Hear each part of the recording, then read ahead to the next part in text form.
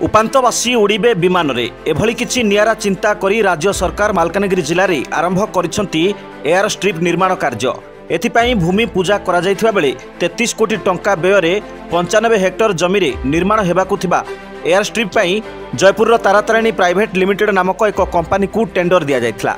2006 मसीह जदिओ एहार प्रक्रिया प्रथम करी आरंभ होइथिला किंतु टेंडर पाइथिबा तारातारिणी कंपनी आजिठारु भूमि पूजा कार्य आरंभ करिछि, जहाँकि डिसेम्बर 2023 मध्यरे शेष करने राज्य सरकार स्थिर करिसेंती। अन्यपटे निर्माण हेबाकु थिबा एयर स्ट्रिप रे एबे भी जनबसति रहितबा बेले एथिरे जंगल जमी सरकारी एवं व्यक्तिगत जमी गुडी को मध्य अधिग्रहण करा जायछि। एयर स्ट्रिप कार्यर त्वरान्वित होइतबा देखि आज जिलावासी बेस खुशी होइतबा देखिबाकु मिलिछि। Malkangiri Hrushikesh Panigrahi report, G99 news.